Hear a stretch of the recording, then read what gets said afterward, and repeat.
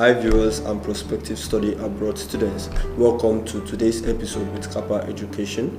On today's episode, we'll be talking about top country policy changes in respect to studying abroad. My name is Arnold Basse and it's glad to have you guys here with me. So today, basically what we'll be talking about is the policy changes in the countries for study abroad students, how it affects the students, the little changes that may affect your traveling out and your traveling in. So today, let's just dive into it. So we'll be starting with the UK. Now, the UK recently published a report on immigration based on analysis conducted by the MAC meaning Migration Advisory Committee. And according to the report, more than 750,000 students go to the UK every year to study in higher education.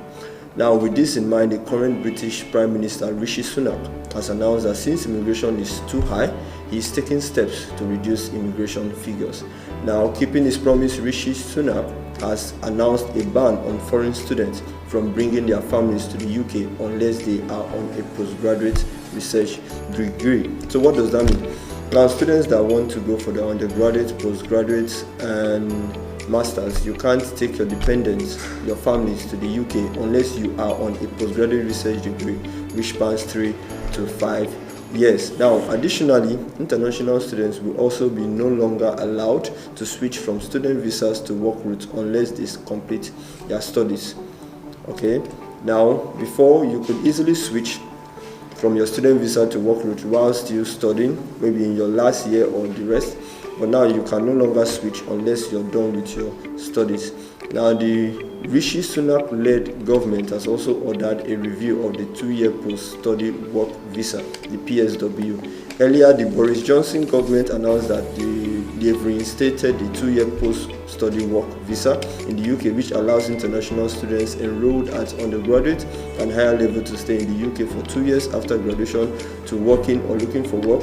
But now, the Rishi Sunak-led government is reviewing that. Okay, maybe they will scrap it out or they will reduce the number of years you can study. Another important news is a few months ago the UK also announced an increase in visa fees, including study visas, by approximately 127 pounds. Sorry about that. Now, what that means is the application fee for student visa is about 490 pounds. Approximately in naira 500,000 naira. Okay, still more accolades for the UK. The University of Glasgow has been rated as the most sober friendly in the UK. Now, that means if you're a student that don't want to delve into alcohol drinking, or you don't want to be drinking alcohol, you want to try your best to stay sober, University of Glasgow has been ranked as the number 1 as UK's best for students who do not drink alcohol. Okay, it was given this description on account of having about 344 sober communities and student social groups that are not geared towards alcohol. Okay, and they also have 19 student support services. Okay, the second and the third most highly rated institutions were the University of Manchester and University College London, which more than half of the students are international students. Still more news in respect to the UK. 9 in 10 Chinese students in the UK would recommend the country. Now, about 90% of recent Chinese students and graduates in the UK will recommend the country as a study destination, according to a UCAS survey. UCAS meaning the Universities and Colleges Admissions Service, which is a charity and private limited company which provides educational support services. Now, the finding is one of many in a report on the experience of students from China in the UK, including the discovery that 92% feel the quality of their course is as good as or better than what they expected.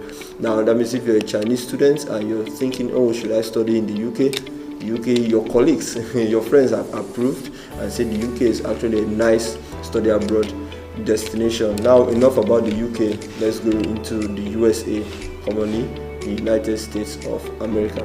Now, the United States, which is one of the most popular study abroad destinations among international students, announced a new rule for student visa applicants in 2023 to prevent fraud and abuse in the appointment system. Okay, and as per the new guidelines, all students applying for the F, M, and J student visas have been advised to use their passport information while creating profiles and scheduling their visa appointment.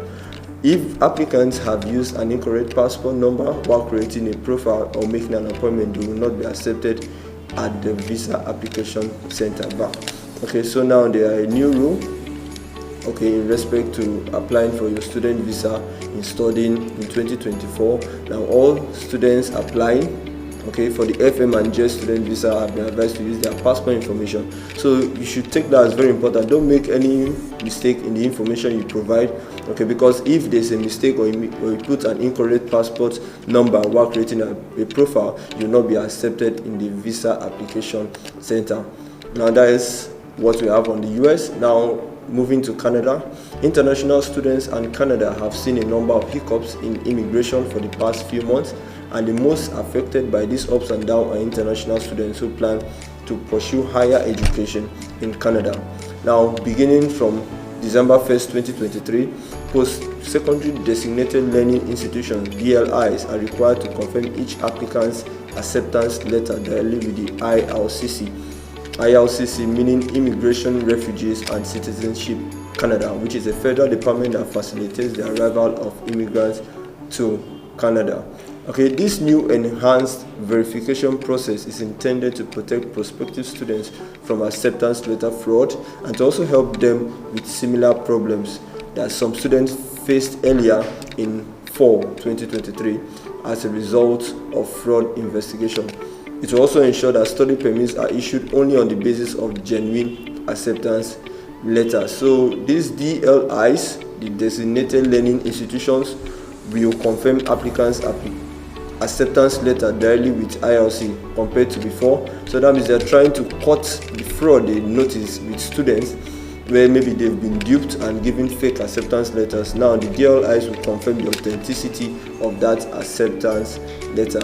Okay, like the UK, also Canada will also begin a complete assessment in the post-graduation work permit program criteria and begin reforms to better calibrate it to meet Canadian labour market needs as well as regional or francophone immigration goals. In December, Mark Miller, Minister of Immigration, Refugees and Citizenship, also announced that the minimum cost of living, also known as the financial requirement for students, will be increased from the current 10,000 Canadian dollars to 20,635 Canadian dollars starting January 1st, 2024. In respect to that, also international tuition fees in Quebec, Canada are set to rise. Tuition fees paid to universities in Quebec by students from outside the Canadian province will increase to a minimum of 12,000 Canadian dollars from the 2024-2025 academic year. So the change announced by the regional government represents a 33% rise from the current minimum of 8,992 Canadian dollars. In addition, the universities will also ensure that 80% of their new students from the 2025-2026 academic section onwards will have immediate French language skills by the time of graduation. So they are trying to bring in the French language francophone into their learning structure, so it will become compulsory from the 2025-2026 onward academic session. Okay, so both changes will affect institutions including McGill University and Concordia University. Now, not to bore you guys, that's where we'll be taking a pause today, and then next episode we'll take a look at Australia, France, Ireland and the rest. Okay, we'll just take a look at their policy changes and how it affects the students planning on study abroad. Hope to catch you guys in the next episode. Bye for now.